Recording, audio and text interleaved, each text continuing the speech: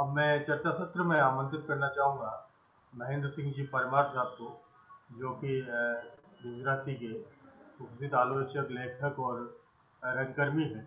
और इसके साथ ही आप गुजराती भाषा विभाग के प्रमुख हैं महाराज कृष्ण कुमार सिंह जी विश्वविद्यालय भावनगर में। आपकी 4 पुस्तकें आलोचना की और इनकी प्रकाशित हो चुकी है, जिनमें निबंध, कहानी भी शामिल है। तो मैं अनुआधुनिक गुजराती नाटक विषय पर आपका वक्तव्य आमंत्रित करता हूँ, वक्तव्य के लिए आमंत्रित करता हूँ आदरणीय महेंद्र सिंह जी परमार। नमस्ते સૌને, વિનોદભાઈ, મણીલાલભાઈ, સૌ સાથી વક્તા મિત્રો અને દૂર દૂરથી આ સાંભળનારા શ્રોતા મિત્રો. તકનીકી કારણોસર થોડી વાર કપાઈ જવું પડ્યું. આ સમયમાં તકનીકી કારણોસર આવા બધા જોડાણો અને વિચ્છેદો છે તે આપણા સમયની આપણા સમયનું એક ચિત્ર પણ છે. એટલે બહુ ઝડપથી મારી વાત શરૂ કરું.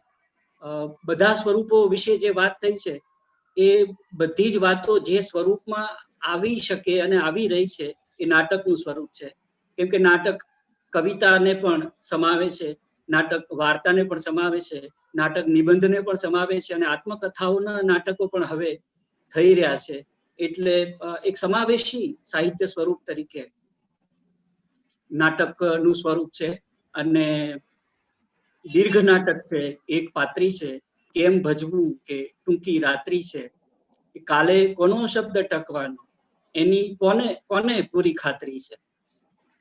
તો આ જે કર્સર છે સમયનું અને વ્યક્તિનું અને કૃતિઓ ઉપરનું કર્સર, એ 80ના સમયથી 2020ના સમય સુધી ફરેલું છે. મારે થોડા પાછળ પણ છેક ગાંધીયુગ સુધી પણ હું જઈ શકું આધુનિક સંદર્ભમાં. એવી કૃતિઓ ગુજરાતી નાટકો દ્વારા મળી છે. મારી વાત હું ઝડપથી વાંચીને કરું એટલે બને ત્યાં સુધી સમયની મર્યાદામાં હું મારી વાત મૂકી શકું. નાટકની અંદર નાટક, સમાંતર નાટક, દૃશ્ય માળાઓના આરોહ અવરોહ, વિપરીત નાટક, સહઉપસ્થિતિ જેવી નાટ્ય લેખન પ્રયુક્તિઓની સાથે નવા દૃશ્ય શ્રાવ્ય ઉપકરણોના આગમન પછી નાટકની ભજવણી અને લેખનમાં જે પરિમાણો ઉમેરાયા એનો પ્રારંભ આધુનિક સમયગાળાથી થઈ ચૂક્યો હતો. ગુજરાતી સાહિત્યના બીજા સ્વરૂપોમાં નોંધાયા તે નવા વલણો સૌ પ્રથમ મારા નમ્ર અભિપ્રાય પ્રમાણે નાટકમાં આવ્યા છે. એની નોંધ આપણે લેવી જોઈએ એટલી લીધી નથી. આજે એની ચર્ચા થઈ રહી છે તે આનંદની વાત છે. દૃશ્ય કળાઓમાં આ વલણો સૌથી વહેલા ઝીલાયેલા અને માધ્યમ અને સ્વરૂપમાં તોડફોડ કે તડજોડ અને ભાવ વિશ્વ સાથેની પ્રયોગશીલતા મારી દૃષ્ટિએ ગુજરાતી નાટકમાં વહેલી આવી. રે મઠની વિશેષ પ્રવૃત્તિ એની માટે ચીંધી શકાય. મંચ વિભાજન, કાળખંડો, કાળ યોજના, સ્થળ વિભાજન, ભાવ વિશ્વની અરૂઢતા, બ્લેક હ્યુમર, નકલ, કટાક્ષ, ઉપાલંબ, આંતરકૃતિત્વ, પરંપરા સાથેનું નવી જાતનું પુનઃસંધાન, આંતરરાષ્ટ્રીય પ્રવાહો સાથે સ્થાનિક સમસ્યાઓનું સમાયોજન, પ્રેક્ષકો સાથેના સંબંધો, અનૌપચારિકતા, ધંધાદારીપણું, ગતિ, કાર્ય અને ધ્વનિ પ્રક્ષેપોમાં અર્થસભર આયોજનો ઇત્યાદિ અનેક બાબતો બીજા સ્વરૂપની તુલનાએ જલ્દી નાટકમાં ઉતરી આવ્યા છે. લાભશંકર, સિતાંશુ, ચીનુ મોદી, મધુરાય, હસમુખ બારાડી, ઇન્દુ પુવાર, રઘુવીર ચૌધરી, આ બધા જ નાટ્યકારોના નાટકોની ચર્ચા આપણે એ માટે કરી શકીએ. પીળું ગુલાબ અને હું, કેમ મકનજી, આ માણસ મદ્રાસી લાગે છે, તંતુ રંગીલી, સુરા અને શત્રુજીત, સિકંદર સાની, હુકમ માલિક જેવું એકાંકી, ટેલિફોન જેવું એકાંકી, હું પસલો છું જેવું એકાંકી, રઘુવીર ચૌધરીનું ડીમ લાઇટ જેવું એકાંકી, આ બધા એકાંકીઓ અને નાટકોમાં આપણે આ કર્સર પાછળ લઈ જઈએ તો આધુનિક વલણો આપણને જોવા મળે. ઉમાશંકર જોશીનું પડઘા જેવું એકાંકી આપણે ગાંધીયુગના એ લેખકનું જો યાદ કરીએ કે જયંતિ દલાલના કેટલાક એકાંકીઓ યાદ કરીએ તો એમાં એવા વલણો પ્રગટવા શરૂ થઈ ગયા હતા. તો આ બધા નાટકોની વાત કરીએ તો એમાં વિષય અને અભિવ્યક્તિ સંદર્ભે આ બધા વલણો દેખાશે. પાવર ડાયનેમિક્સ, સત્તાના કેન્દ્રોની સાઠમારી, સાંસ્કૃતિક પરિવર્તનો, નગર જીવન, ગ્રામ જીવન, નારી જીવન, આ બધા જ ક્ષેત્રોના તણાવો અને એના વિશેનું દર્શન આ નાટકોએ વ્યક્ત કર્યું છે. તો સ્વરૂપ અને માધ્યમની રીતે પણ અહીં ભાષામાં અને નાટકની ભાષામાં પ્રશંસનીય કામ થયું છે. મેં ઉદાહરણો તરીકે ડીમ લાઇટ ટેલિફોન જેવા નાટકો ચીંધ્યા, એ આ વાતને સમર્થન કરી શકે. કથાનક અને પાત્ર વિભાવન નાટકે પણ યથા સમય અપનાવીને જે આધુનિક સમયની મૂલ્યબોધની ધ્રુમિલ આભા હતી એને ચોખ્ખી કરવાનું કામ કર્યું છે. પહેલા ચરણની ઉત્તર આધુનિક નાટ્યધારાનું એક સંક્ષિપ્ત ચિત્ર જો આને હું ગણું તો આમાંના મોટા ભાગના લેખકો બીજા ચરણમાં પણ ઉપસ્થિત છે. એમના નાટકોની ચર્ચા ખૂબ પ્રમાણમાં થઈ ચૂકી છે. છતાં આધુનિકતાના પરિપ્રેક્ષ્યથી એ બધા નાટકોને તપાસવાનું હજી આપણે ત્યાં બાકી છે એમ મને અંગત રીતે લાગી રહ્યું છે. એટલે મધુરાઈના નાટકો, સિતાંશુ યશસ્ચંદ્રના નાટકો, લાભશંકર ઠાકરના નાટકો, આ બધા જ ચીનુ મોદીના નાટકો, આ બધાને આપણે અત્યારે જે પરિપ્રેક્ષ્યમાં જોઈ રહ્યા છીએ એ પરિપ્રેક્ષ્યમાં જોઈ શકીએ એમ છીએ. પણ આજે મારે બીજી ધારાના થોડાક નાટકો વિશે વાત કરવી છે, કેમ કે એ વિશેની વાતો આપણા માધ્યમોમાં પણ ખાસ થઈ નથી. એમાંના જે મહત્વના છે એમાંનું પહેલું મારી દ્રષ્ટિએ દિલીપ ઝવેરીનું નાટક છે વ્યાસોચ્છ્વાસ. એ તદના વિશેષાંક તરીકે પ્રગટ થયેલું ને પછી સ્વતંત્ર પુસ્તિકા રૂપે આવેલું આ નાટક દિલીપ ઝવેરીનું બહુ જ મહત્વકાંક્ષી નાટક છે. સમકાલીન રંગભૂમિને પડકાર આપે એવું આ નાટક પરંપરામાં જઈને સાંપ્રતને તાકે છે. આધુનિક ગુણધર્મોનું પ્રતિનિધિત્વ કરતું આ નાટક એક સાથે અનેક વિમર્શો કરવા ધારે છે. નારી વિમર્શ, દલિત વિમર્શ, નગર વિમર્શ, દેશી વિમર્શ, પર્યાવરણ વિમર્શ, કથનાત્મક, સંવાદાત્મક અને નાટ્યાત્મક પ્રવૃત્તિઓ તથા મહાભારતના કથાનકનું અર્થઘટન કરવાની, ભજવાતા નાટકનું અર્થઘટન કરવાની તક મળે એવી નાટકમાં નાટકની પ્રયુક્તિને કારણે અનેક સુરો ઉપસાવવાની આ નાટકમાં તક છે. નાટકના સ્વરૂપની સાથે એક બીજી અગત્યની વાત જે અહીંયા બની છે તે રેમર્ટથી શરૂ થઈને ઇમ્પ્રોવાઇઝેશનના માધ્યમથી શરૂ થઈ છે. એટલે નાટકનું સ્વરૂપ સમય સાપેક્ષ છે. 2 કલાક 3 કલાકની મર્યાદામાં સમયના આ બંધનની વચ્ચે નાટકનું સ્વરૂપ છે એ પોતાનું અનુકૂલન સાધી લે છે. એટલે પ્રયોગો જે કંઈ કરવાના છે સ્વરૂપના, એ પ્રયોગો કરવા માટેની જે મર્યાદા છે તે આવી રીતે સમય નિબદ્ધતા છે અને સ્થળ નિબદ્ધતા છે. સ્થળ અને સમયની નિબદ્ધતાની વચ્ચે જેટલા સ્વરૂપગત પ્રયોગો થઈ શકે એટલા ગુજરાતી નાટકોમાં પણ થયા છે. એમાંનું એક આ વ્યાસોચ્છ્વાસ નાટક છે. પ્રલાપ લાગે તે હદે વાગ્મીતાપૂર્ણ અને સુદીર્ઘ એકોક્તિઓ અને નરી શબ્દાળુતામાં ખતવી દેવા જેવું આ નાટક નથી જ નથી. પાત્રોના સ્તરો સમાંતરે ભાષાના સ્તરોની ગુંજાઈશ પણ એમાં છે. એકલવ્ય, કર્ણ, અશ્વત્થામા, દ્રૌપદી, ઉત્તરા, ખાંડવવન વગેરેની એકોક્તિઓ આધુનિક વિમર્શનું પ્રતિનિધિત્વ કરે છે. એમાંની એક એકોક્તિ ખાંડવવનની છે. તે ખાસ આપણે જ્યારે પર્યાવરણના પ્રશ્નો સાથે કામ પાડીએ છીએ અને અજયભાઈએ રાજેશભાઈના કાવ્ય ખાંડવવનની વાત કરી છે તો એની સાથે જાય એવી એક વાત આમાં થઈ છે. એમાં ખાંડવવનની એકોક્તિ છે. આ બધી એકોક્તિઓ સુદીર્ઘ એકોક્તિઓ છે, સ્વતંત્ર રીતે મોનો એક્ટિંગમાં જાય એવી, પણ પછી લેખકે એની ગૂંથણી અર્થઘટનની રીતે એ સંવાદમાં રૂપાંતરિત થઈ શકે એ પ્રકારની કરી છે. એટલે એક રસપ્રદ પ્રકારનું બ્લેન્ડિંગ, એક રસપ્રદ પ્રકારનું મિશ્રણ સંવાદોનું, એ પ્રશિષ્ટ ભાષા અને નાગરી ભાષા અને ગ્રામ્ય ભાષા એમ ત્રિવિધ સ્તરની ભાષાની ગૂંથણી દિલીપ ઝવેરીએ આ નાટકમાં કરી છે. આમાં જે ખાંડવવન બોલે છે એ મારે તમને સંભળાવવું છે. કીડીથી માંડી હાથી સુધી સૌ એક સાથે જોડાયેલા જિંદગી અને મોતને એક સરખા કાંધે ધરી જીવ્યાની પળે પળ લીલા લહેર કરે. અખંડ આનંદથી ભર્યું ભર્યું હું ખાંડવવન, તડકોય કદી અડે નહીં જેને, એવી અસુર્યમ પશ્યા ભોયને મેં ઢાંકીને રાખેલી યથાતથ. પાંદડા, પાણી, પશુ, પંખી, માછલા એ પાંચેયની રાણી, હું જ એ ધરતીનું રાજ અને હું જ એની લાજ. અને હવે દુર્દમ્ય વાસનાથી ભરી કોની નજર કરવત થઈને ફરી વળી છે અહીં? ખાવ ખાવ કરતી કોની લાલચ વંટોળ બનીને ફૂંકાય છે? માલિક થવાની કોની હવસ હથોડા ઠોકે છે મારે પારણે? સત્તાના નશાથી ચકચૂર કોણ ખેંચવા જાય છે ધરતીની આબરૂનું ઢાંકણ? લાલસાના દોર્યા ઘમંડના જોરે આ ધરતીની હેબ ઉગાડી પાડી છે, તો તમારી આબરૂ સૌની વચાળ નાગી થશે ત્યારે નાબરદાઈથી ધરતી ઢળે નેણ વરાણ લૂછતા રહી જશો લાચાર. હું છું ખાંડવન, આ નાટકમાં મારું કામ છે શાપ દેવાનું. હું મહાભારતની ભવિષ્યવાણી છું, તો સાંભળો કદી જો તમે ક્યારેય વનને બાળશો, અરે તણખલું એ તોડશો તો આ ખાંડવ વનની રાખ ખંડ ખંડ પથરાતી રહેશે.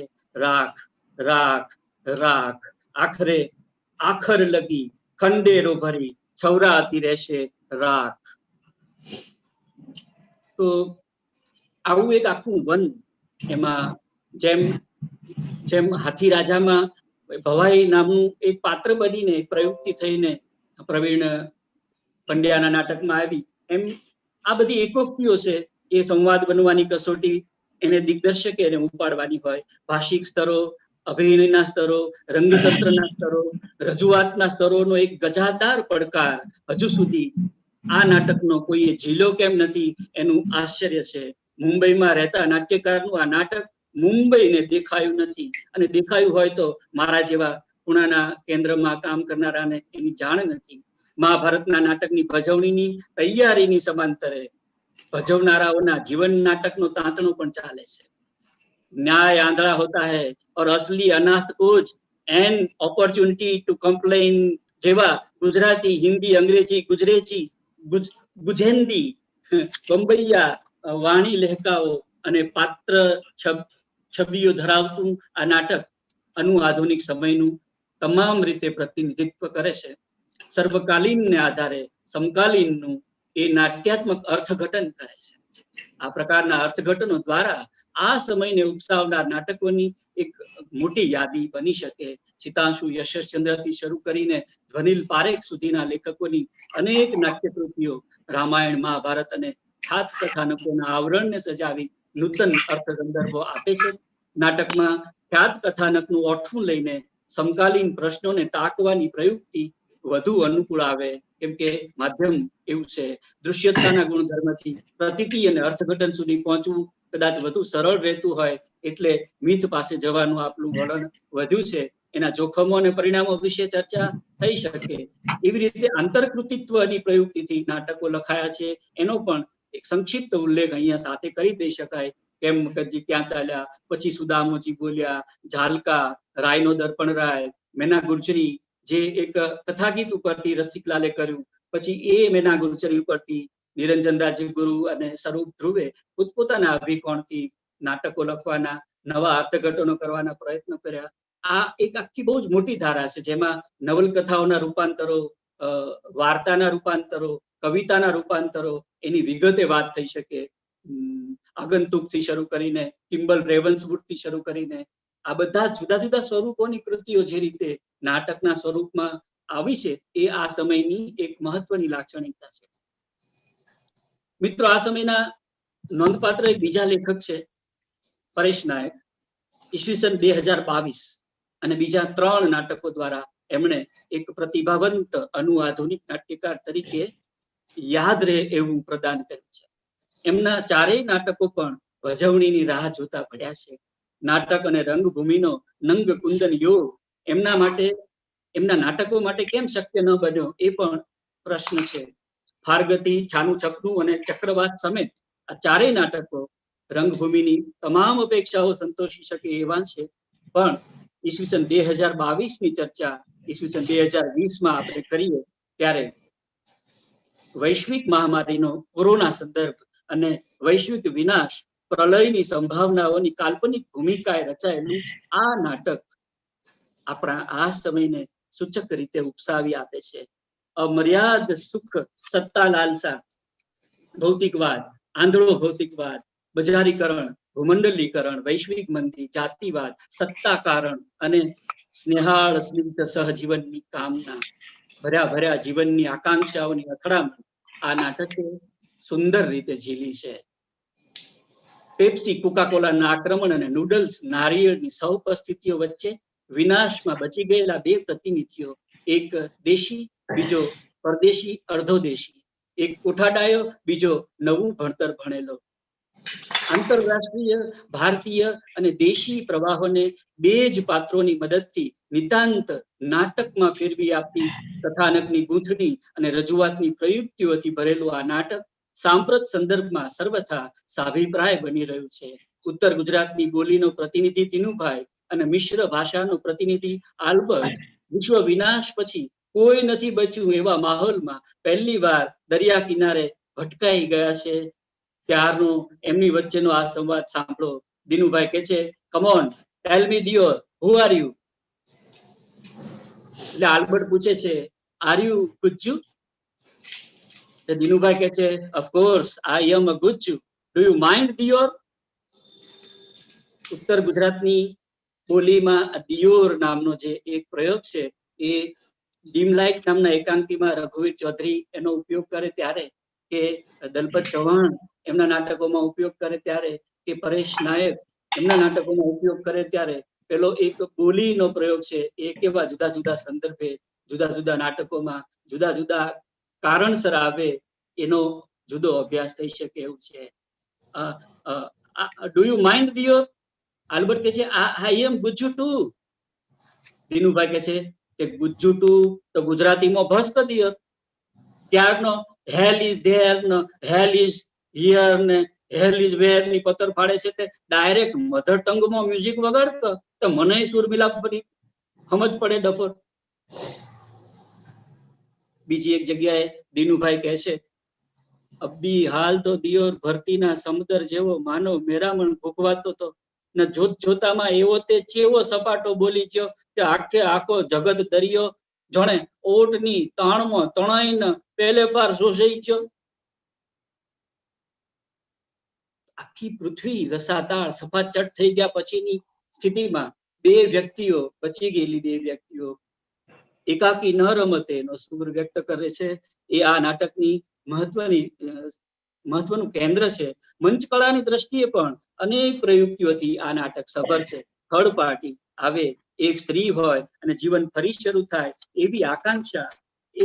આ બે પુરુષો રોબોટ સંચાલિત વાણમાં ત્રીજી વ્યક્તિની શોધમાં, આ જે યાંત્રિકતા આવી ગઈ છે જીવનમાં અને યંત્ર માનવો જે રીતે ઘૂસ્યા છે આધુનિક સમયમાં, યંત્ર માનવને એ યાંત્રિક સ્ત્રીને ભોગવવાની વાત પણ ફ્રસ્ટ્રેશનમાં પેલા દિનુભાઈ આ નાટકમાં કરે છે. એ આ નાટકની બહુ જુગુપ્સક અને કરુણ એવી ક્ષણ છે. પણ ત્રીજી વ્યક્તિની શોધમાં રોબોટથી ચાલતું, યંત્ર માનવથી ચાલતું વાહન ચલાવતા આ બે પુરુષો છે એ ભૂંગળું વગાડીને નીકળી જાય છે. એ ક્ષણે, વાહનના નીકળી જવાની ક્ષણે દરિયા કિનારે એક સ્ત્રીનું આવવું છે, જેને શોધવા માટે વાહન લઈને પેલા બે પુરુષો નીકળ્યા છે. એ સ્ત્રી દરિયા કિનારે આવી છે અને એ પણ એકલી છે અને શોધી રહી છે કોઈકને. ત્યાં આગળ નાટકને પૂરું કરીને પ્રેક્ષકના મનમાં એક નવું નાટક રમતું કરનાર ઈસવીસન 2022ના ફક્ત બે જ પ્રયોગો મારી જાણમાં છે. બજારનું વ્યાકરણ અને કળાનું રાજકારણ કદાચ આવા નાટકોને આવડી જતું હશે, કોને ખબર. બીજા એક મહત્વના નાટકના લેખક આપણા સમયના એ સતીશ વ્યાસ છે. વ્યાસોચ્છ્વાસે એક જ નાટકમાં બધા વિમર્શો કરવાનો પ્રયત્ન કર્યો. સતીશભાઈએ જુદા જુદા નાટકો દ્વારા જુદા જુદા વિમર્શો રચવાનો પ્રયત્ન કર્યો છે. એ આપણી ભાષાના એક બહુ જ રસપ્રદ નાટ્યકાર છે. અમે અહીંથી નહીં જઈએ, અંગુલીમાલ, પશુપતિ, જળને પડદે, ધૂળનો સૂરજ, મેં ગંધર્વીનો ગલ્લો, અરણ્યા, કામરૂ જેવા નવે પૂર્ણ કદના નાટકો અને બીજા એકાંકીઓ દ્વારા સતીશ વ્યાસે આધુનિક સમયને બળવાન રીતે નાટકમાં ઝીલી બતાવ્યો છે. કામરૂ દ્વારા સ્ત્રી ગમર્ષ, મેં ગંધર્વીનો ગલ્લો અને અરણ્યા દ્વારા વનબંધુઓ અને નગર સંસ્કૃતિ, અંગુલીમાલ દ્વારા લોકશાહી ધોરણો અને જીવન ચરિત્રાત્મક નાટકો દ્વારા બહુ ક્ષેત્રીય અનુભવ બોધ કરાવનારા આ નાટકો એના અર્થઘટનો અને રજૂઆતની ક્ષમતાને કારણે નોંધપાત્ર છે. ગણદેવીનો ગલ્લો અને રેવતી નવા સમયના યુગલ તરીકે ઉપસી આવ્યા છે. મણિભાઈ જે આરણ્યકોની વાત કરતા હતા, જેમનું ભણતર છે એ ભણતર અને નોકરી મેળવ્યા પછીના બહેતર જીવનની જે એમની એક સ્વપ્નિલ દુનિયા છે, એ સ્વપ્નિલ દુનિયાનું પ્રતિનિધિત્વ ગણદેવીના ગણો અને રેવતી નામના બે પાત્રો કરે છે. એ નવા સમયના બે પ્રતિનિધિ પાત્રો છે.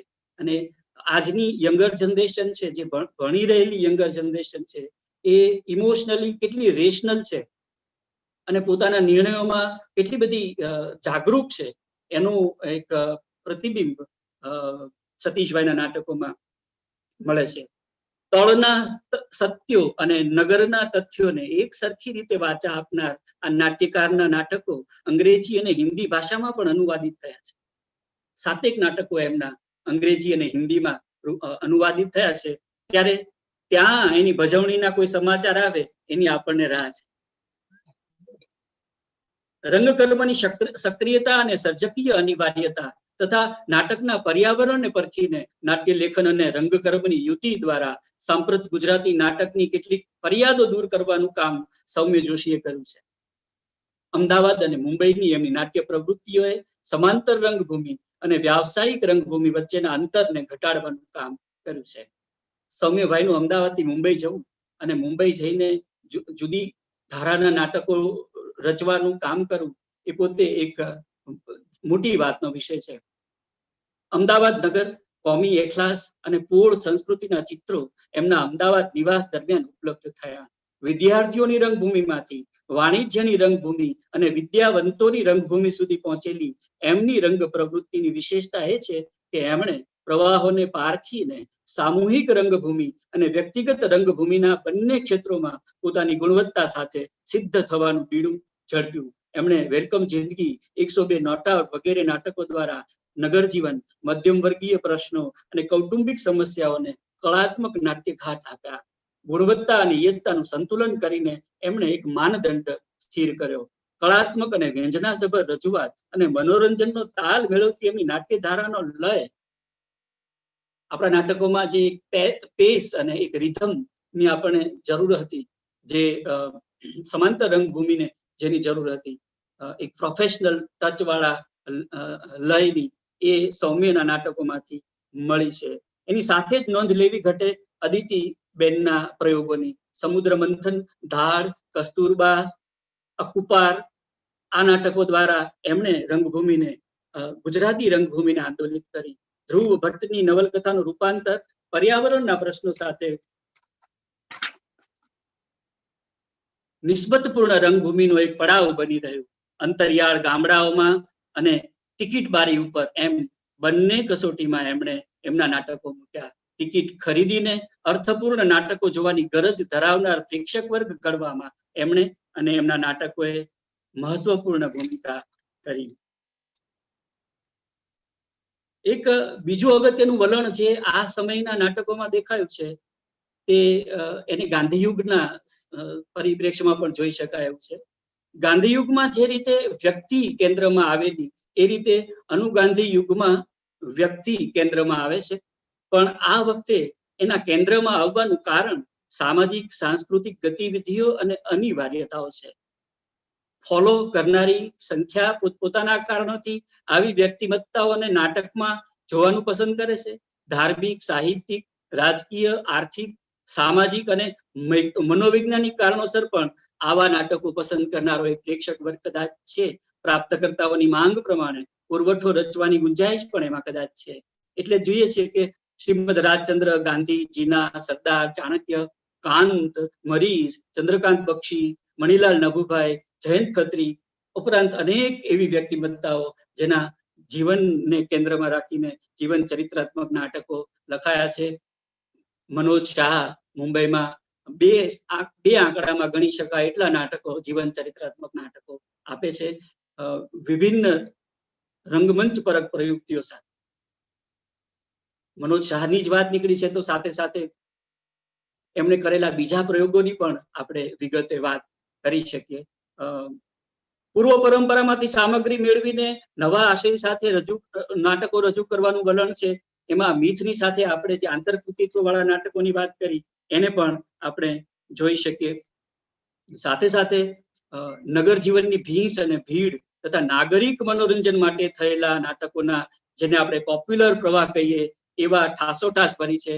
રમેશભાઈ જે પોપ્યુલર નવલકથાઓની વાત કરતા હતા, એ પોપ્યુલર કલ્ચર નાટકની સાથે જે રીતે જોડાયું છે અને એની પોતાની પણ જે કેટલી ખૂબીઓ છે જેને અખત્યાર કરવી જોઈએ, પરંપરાએ પણ જેમાંથી કેટલીક વસ્તુ અપનાવવી જોઈએ, એ આ નાટકોની પ્રયુક્તિઓ છે. તમે ગુજ્જુભાઈની કોઈ પણ સિરીઝ જોશો તો તમને એમાંથી અનેક આધુનિક પ્રયુક્તિઓ છે. મુંબઈના ધંધાદારી રંગભૂમિના મોટાભાગના નાટકોમાં તમને ભાષાની સાથે અને રંગ પ્રયુક્તિઓના સંદર્ભમાં આધુનિક પ્રયુક્તિઓ થતી જોવા મળશે. એના ટેમ્પરામેન્ટમાં પણ તમને આ આધુનિક વલણ દેખાશે.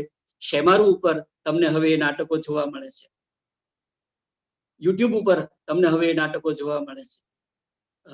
ગગનમંચ ઉપર તમને હવે એ નાટકો જોવા મળે છે. ભાવનગરથી રાજકોટ જતી ગુજરાત ટ્રાવેલ્સની લક્ઝરી બસમાં તમને ફિલ્મની બદલે એ નાટક જોવા મળે છે. હું માનું છું કે આ એક રસપ્રદ શિફ્ટિંગ છે. ગુજરાતી નાટક રંગગૃહમાંથી બહાર નીકળીને હવે ધીમે ધીમે ટ્રાવેલિંગ એજન્સીની બસમાં પણ રજૂ થવા માંડ્યું છે. એક મહત્વનું શિફ્ટિંગ મારી દ્રષ્ટિએ ગણવું જોઈએ. ભાષાની કટોકટી અને ભાષાની શોધમાંથી જન્મતી નાટકીય પરિસ્થિતિઓ દ્વારા સાંસ્કૃતિક બદલાવ અને તણાવનું નિર્વહન આ માણસ મદ્રાસી કે વ્યાસોચ્છ્વાસ કે સંતુ રંગીલી કે સુરા અને શત્રુજીત કે ઈસવીસન 2022 કેટલા બધા નાટકોમાં ભાષાના આ જે મિશ્ર રૂપો તરી રહ્યા છે અત્યારે, એનો ઉપયોગ ગુજરાતી નાટ્યકારો કરવા માંડ્યા છે અને બહુ જ રસપ્રદ રીતે, બહુ જ સર્જનાત્મક રીતે નાટ્ય ભાષાનો વિનિયોગ અને નાટ્ય ભાષાનું નિર્માણ આ નાટકો કરી રહ્યા છે. દૃશ્ય શ્રાવ્ય શક્યતાઓ પણ એમાં જે ભરી છે રંગમંચને માટે જરૂરી, એનો ઉપયોગ કરે છે. આ નાટકોને ગાળોના પ્રયોગ કરવામાં સંકોચ નથી, ટેબુઝ નથી. એટલે જે વિધિ નિષેધો હતા એ વિધિ નિષેધો ધીમે ધીમે ઓગળતા ગયા છે. એટલે ગાળો બોલાતી જાય છે. હા, હમણાંની વેબ સિરીઝમાં આવતી ગાળોની જે અનિવાર્યતા છે એનાથી જરા જુદા છેડાની આ ગાલી પ્રદાન ને એક પ્રયુક્તિ તરીકે ઉપયોગમાં લેવાનું કે કુદરતી ઉત્સર્ગના ચિત્રો રજૂ કરવામાં હવે છોછ નથી, કે પેશાબ કરવાનો કે બીજા પ્રકારના એવા સંકેતો કે એવા નિર્દેશો, એવી હરકતો કરવાનું મંચ ઉપર આવવા માંડ્યું છે. ઉડકાર ખાવા, કઢંગી રીતે બેસવું, ઉઠવું, ચુંબનો કરવા, આ ને આવા બધા વલણો છે એ નવી સાંપ્રત ગુજરાતી રંગભૂમિ પર આવી રહ્યા છે. આગળના કેટલાક નોંધપાત્ર રંગ પ્રવૃત્તિઓનો નિર્દેશ આપણે કરવો જોઈએ. કેમ કે ગુજરાતી નાટકની નિયતિ છે કે એને ઊંચકનારી બે, એટલે લખનાર અને ભજવનાર એમ બે જણાની મદદથી આ પ્રવૃત્તિ તરતી રહેશે. એટલે નાટક સમૂહની કળા છે. એટલે નાટક વધારે ઉર્જા માગી લેતો એવો સાહિત્ય પ્રકાર છે. એટલે નાટકની સફળતાનો આધાર એક કરતા વધારે એજન્સીઝ સાથે જોડાય છે. ત્યારે આપણે ત્યાં જે રંગ પ્રવૃત્તિઓ થઈ છે કોઈને કોઈ રીતે, એ જુદી જુદી રીતે કેવા કેન્દ્રો સુધી પહોંચી છે, કેવા અંધારા ખૂણાઓ સુધી પહોંચી છે, એનો પણ આપણે આજે એક ઉલ્લેખ કરવો જોઈએ. દાખલા તરીકે હસમુખ બારાડીએ ગેરેજ થિયેટર અને નાટક બુડેટરી દ્વારા, કબીર ઠાકોરે સ્ક્રેપયાર્ડ અને ચિરાગ ઠક્કરે બ્લેક બોક્સ દ્વારા, જેમ ત્યાં પૃથ્વીમાં મુંબઈમાં થઈ રહ્યું છે, દર્પણની પ્રવૃત્તિઓથી આગળ વધારવાનું કામ આવી કેટલીક મંડળીઓએ કર્યું છે. વડોદરામાં ત્રિવેણી, ભાવનગર, રાજકોટ, જામનગર, કચ્છ, માંડવી, બધી જગ્યાએ આવી સાતત્યપૂર્વકની પ્રવૃત્તિઓ ચાલી રહી છે, જેના સુધી પેલો સ્પોટલાઇટનો પ્રકાશ ક્યારેક પહોંચતો નથી હોતો, પણ કામ ચાલતું હોય છે. અદિતિ દેસાઈએ જઠ્ઠા મેમોરિયલ કે કિડનીના દર્દીઓ માટેનું થિયેટર, કેદીઓ માટેનું થિયેટર, બાળકો માટેનું થિયેટર, છારા થિયેટર, જે લક્ષ્મણ બજરંગે છારા કમ્યુનિટી સાથે જે રંગમંચ કર્યો છે, એનો પણ એક ઇતિહાસ છે. અને બહુ જ રસપ્રદ રીતે આપણા અત્યારના નાટ્ય વિમર્શમાં આ બધી પ્રવૃત્તિઓ છે એને આપણે જોવી જોઈએ. દર્દીઓ માટે, દર્દીઓને સાજા કરવાની થેરાપી તરીકે, એટલે મેડિકલ થેરાપી તરીકે પણ રંગમંચની પ્રવૃત્તિ ચાલી રહી છે, એનો પણ આપણે નોંધ કરવો જોઈએ. કેટલી બધી સરકારી સ્પર્ધાઓ, બહેનો માટેનું થિયેટર, આઈએનટીની નાટ્ય સ્પર્ધાઓ, આ બધું આટલું બધું હોય પછી એના પ્રતિફલનો સંતોષકારક ગુજરાતી નાટક સુધી ન પહોંચાડે તો નિરાશ થયા વિના ની રાહ જોવાની હોય. શબ્દસૃષ્ટિ નામનું આપણું એક સામયિક દીપોત્સવ અંક બહાર પાડે છે. નાટક અને હું એવા શીર્ષકથી અડધી સદીના ગુજરાતી નાટકની છબી એમાં ઝીલાય છે. એ સામગ્રીનું મૂલ્યાંકન તો જે થવું જોઈએ હજી એ થયું નથી. આપણે પ્રશ્ન થાય કે લોકડાઉન પછીના સમયમાં રંગભૂમિ અને ગુજરાતી નાટક છે એનું ભવિષ્ય શું હશે? તો નાટકોને એક સ્વરૂપ અને વિધા તરીકે આપણે અન્ય સ્વરૂપો કરતા સૌથી વધુ અસર આ સ્વરૂપને કોરોના કાળથી થઈ છે. હમણાં ફરીથી નાટક ભજવાશે એવી જાહેરાત આવી ત્યારે છાપાની એક હેડલાઈન આવી હતી કે નાટકિયાઓ પાછા શરૂ થયા છે અને એમને બીક નથી લાગતી નાટકો ભજવવાની, એમ કરીને. એટલે ક્ષુદ્રો, એક રીતે ક્ષુદ્રોનો યજ્ઞ એમ કરીને જે કળાને આપણે જમાનાઓથી સાઇડલાઇન કરતા રહ્યા છીએ, એ કળા પોતાની રીતે પોતાની ઉર્જા ઉપર પોતાની વાત પહોંચાડવાની પ્રવૃત્તિ તમામ માધ્યમો દ્વારા કરી રહી છે. અને એનું સાદું ઉદાહરણ અવકાશી મંચ ઉપર નવા ઘાટના રચના ઉપક્રમોની તલાશ કરવાના ભાગરૂપે ઝૂમ દ્વારા, સ્ટ્રીમયાર્ડ દ્વારા, યુટ્યુબ કે મીટ જેવા માધ્યમોમાં રહેલી શક્યતાઓનું ક્યાસ કાઢવાનું, નાટકિયાની ગાળ ખાઈને ક્યાસ કાઢવાનું રંગ ભૂખ્યા કલાકારોએ શરૂ કરી દીધું છે. લોકડાઉનના સમયમાં પાલનપુરથી, ભાવનગરથી, મુંબઈથી, વડોદરાથી, સુરતથી, જામનગરથી સંગીત નાટક અકાદમીના નેજા તળે નાટ્ય વાચનના અને નાટ્ય મંચનના કાર્યક્રમો થયા છે. મુંબઈમાં ભવન્સ વાર્તાઓના એકપાત્રી મંચનોની સ્પર્ધા યોજે છે. નસરીદ્દીન અને રત્ના પાઠક નાટ્ય વાચન કરીને એનું એક મોડેલ પૂરું પાડે છે. નાટકોની ભજવણીના થોડા મોડેલ સૂત્રધાર ત્યાં હૈદરાબાદથી રજૂ કરેલું છે. બનારસ થિયેટર કાશીનું ફેસબુક ઉપર બનારસથી રંગમંચની પ્રવૃત્તિઓ તરતી કરેલું છે. આઈએનટીના જુદા જુદા જે પ્લેટફોર્મ છે એ બધા પોતપોતાની રીતે નાટકોના અત્યારના સંદર્ભમાં વલણોને વ્યક્ત કરવાના માધ્યમ તરીકે અવકાશી મંચને રહેલું છે. બુક માય શો ઉપર અવકાશી મંચના નાટકોની ટિકિટો બુક થવા માંડી છે. એટલે હું ઘરે બેઠા મંટોની વાર્તાઓ મારા મોબાઈલના સ્ક્રીન ઉપર જોઈ શકું છું. તો શો મસ્ટ ગો ઓન નો મંત્ર ગુંજવો જરૂર છે. નવું ગુજરાતી નાટક અવકાશી શક્યતાઓને તાકતી ઉત્તર કોરોના ઉપલબ્ધિ બની રહે એવી અભિલાષા સાથે મેં થોડા નામો નથી લીધા, ઘણા બધા કામ કરનારાઓના નામો મેં નથી લીધા. દાખલા તરીકે બહેનોનું કામ છે.